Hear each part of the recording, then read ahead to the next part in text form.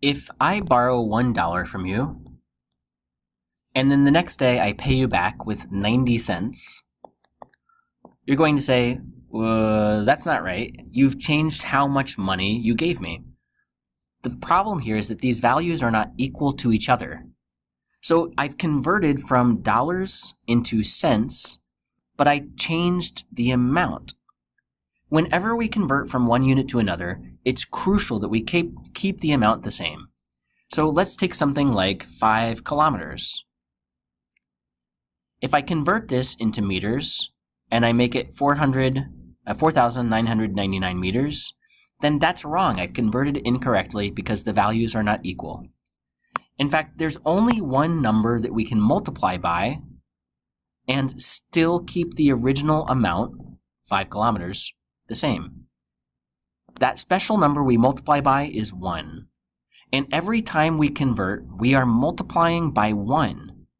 But instead of multiplying by 1 exactly, we're multiplying by a fraction that equals 1. That fraction is called a conversion factor. And it's what we use every time we convert. So let's take an example like 5.2 kilometers. We want to convert this into meters. So we start with the original amount, the $1, or the 5.2 kilometers, and we multiply by 1. But we're not going to multiply by 1, we'll multiply by a fraction. To know what fraction to use, we have to realize, or be given, that kilo equals 10 to the 3. And that information will be given on all of our tests.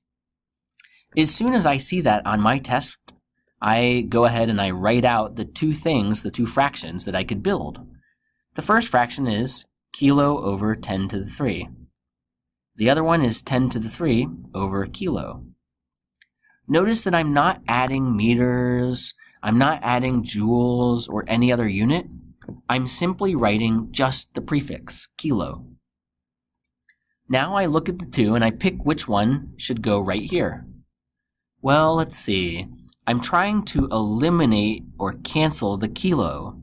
So where does the k go, on top or on bottom, to make the kilo cancel out? Oh yeah, I have to put the k on bottom, and now the 2 kilos will cancel. If I put the k on bottom, then I put the corresponding power of 10 on top.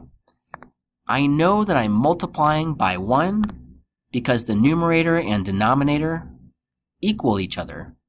That's given to me right here.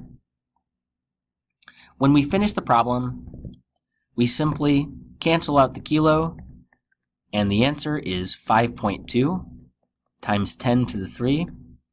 So I've got 5.2, I've got 10 to the 3, here's that, and I've got a meters that has not gone away, so I put my meters. That's my final answer. Let's do another one. Let's say we have 4,4,0,0,0. One more. And this is the number of joules we're looking at, but we want to convert this into megajoules. Mega is a prefix equaling 10 to the 6. That information is given. Before I even try to answer the question and attempt to solve, here's what I'm going to do. I will write down the 2 fractions that equal 1. I can have 10 to the 6 over mega. That's equal to 1 because the numerator and denominator equal each other. But I could also have mega over 10 to the 6. Which one should I use in this case? Well, let me get started in this problem. Here's the original amount that I'm trying to convert, the $1 that I owe you, and I have to multiply by, well, let's see, I'm trying to take this and I want to add mega into the unit. And look at where the mega is. I want it to be right there beside the joules in the numerator. So I need mega here in the numerator so that I can add it along with the joules. Okay, so I'm using this fraction. That's the form I need. I put mega on one side, and the power of 10 always goes on the other side of the fraction. When I work this out, I'll have 4,400,000 times joule times the mega times 1 over 10 to the 6. I'm breaking up everything. I can put this into my calculator, the two values, or you can use powers of 10 to figure out that it's 4.4. Then my final part is to combine the units with the prefix. So joule, that's the unit, and mega, that's the prefix. So my answer is 4.4 megajoules. Notice that I didn't put a joule here, and I also didn't put a joule right here.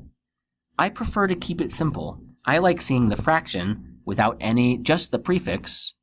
And when I look at let me try this again. When I look at my conversion factor, I like to see just the prefix, mega, and not the unit, joules. What if we have something like this? 3.9 kilometers. We're going to convert that to, let's say, centimeters. Well, we start with the correct amount, 3.9 kilometers. We need two unit prefixes, so here's what would be given: kilo and centi. All right, let's multiply by 1. I'm going to start with kilo, and the two possible conversion factors are kilo over 10 to the 3 or 10 to the 3 over kilo. I want to cancel out the kilo. I want to remove the kilo and then add in centi. So what do? First, to cancel the kilo, I put a kilo here on bottom. All right, that means I'm using this form. That's the conversion factor that I need. So the power of 10 goes on the other side, and now my kilos will cancel out just like I want them to. Next, I multiply by 1. And in this next conversion factor, I need to add centi into my unit. Add it right there beside the meters. So how do I add centi in? Well, I need it in the numerator. And the power of 10 always goes on the other side. When I work this out, what do I get? Well, you can put it into your calculator.